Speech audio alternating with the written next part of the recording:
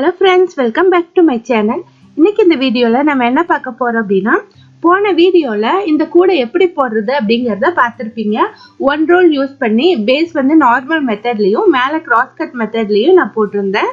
இந்த கூடை எப்படி போடுறதுன்னு ஒருவேளை நீங்க பார்க்கல அப்படினா லிங்க் மேலே கொடுக்கிறேன். அந்த லிங்கை பார்த்து நீங்க தெரிஞ்சுக்கலாம்.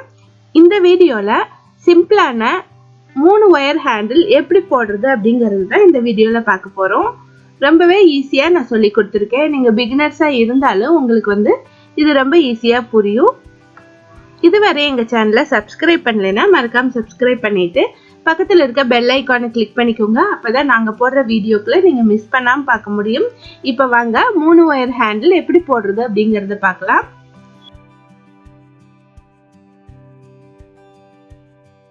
இதுக்கு வந்து கான்ட்ராஸ்ட் கலர்ல தான் நான் வயர் கட் பண்ணியிருக்கேன். 3 வயர் கட் பண்ணியிருக்கேன். ஒவ்வொரு வயரும் 4 அடி கட் பண்ணியிருக்கேன். இப்போ வந்து இந்த வயர்களை இன்சர்ட் பண்ணிக்கலாம். நான் கூடை வந்து ஸ்ட்ரைட்டா வச்சு தான் இன்சர்ட் பண்றேன். சில பேர் வந்து இதை திருப்பி வச்சு இன்சர்ட் பண்ணுவாங்க. உங்களுக்கு எது சௌகரியமா இருக்கோ அது மாதிரி போட்டுக்கோங்க. இப்போ இந்த சைட்ல இருந்து 5th நாட் வந்து கவுண்ட் பண்ணிட்டு கீழே வந்து 3வது ரோல வந்து நான் இன்சர்ட் பண்றேன். இது சின்ன கூடை அப்படிங்கறதுனால 3 லைன் விட்டு இன்சர்ட் பண்றேன். ஒருவேளை பெரிய கூடைகளா இருந்தா 4வது 5வது லைன்ல நீங்க இன்சர்ட் பண்ணணும்.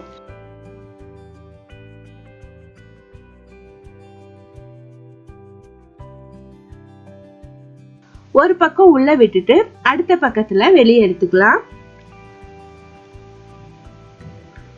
இத வந்து ஈக்குவலா வச்சுக்கலாம். இப்ப 6 வயர்கள் கிடைச்சிருச்சு. இத வச்சுதான் நம்ம ஹேண்டில் போட போறோம். இப்ப ரைட் சைடுல 3 வயரும் லெஃப்ட் சைடுல 3 வயரும் இருக்கு இல்லையா?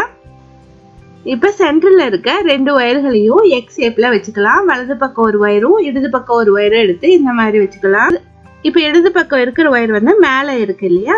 இனி அடுத்து வலது பக்கம் இருக்கிற வயரை எடுத்துட்டு இதுக்கு மேல வச்சுட்டு அதுக்கப்புறமா கீழே வச்சுக்கலாம். இந்த மாதிரி பின்னல் ஷேப்ல நமக்கு கிடைச்சிருக்கு. அடுத்து வந்து இடது பக்கம் இருக்கிற வயரை கீழே வச்சுட்டு அதுக்கப்புறமா மேல வச்சுக்கலாம்.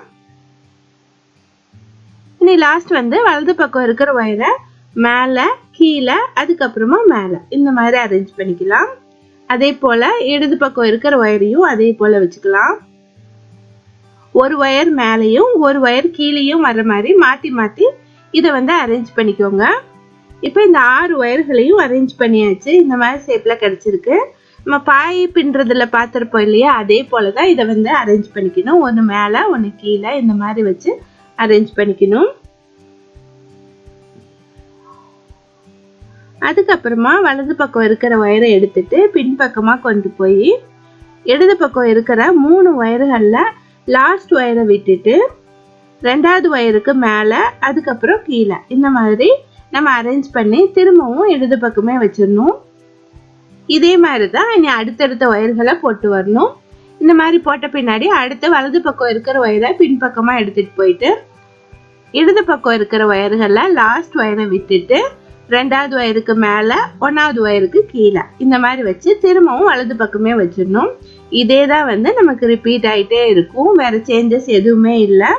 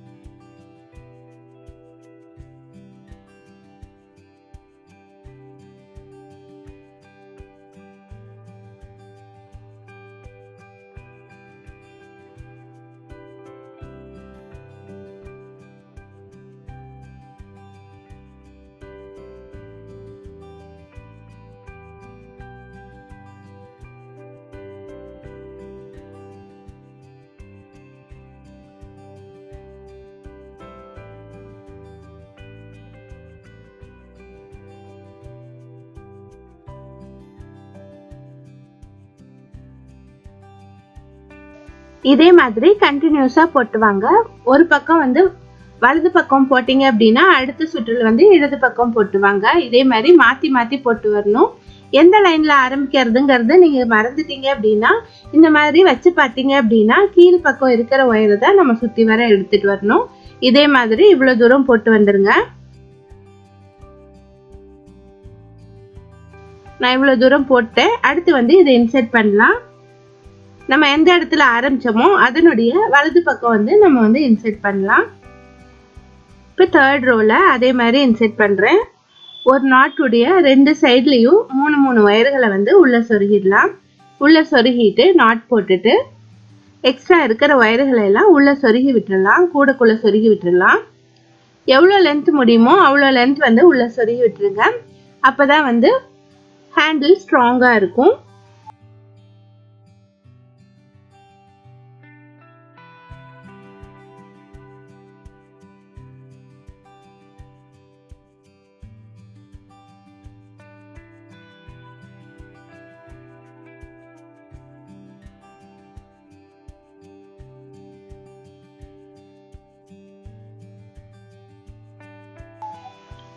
இப்போ இந்த மாதிரி ஹேண்டில் போட்டு முடிச்சிட்டேன்.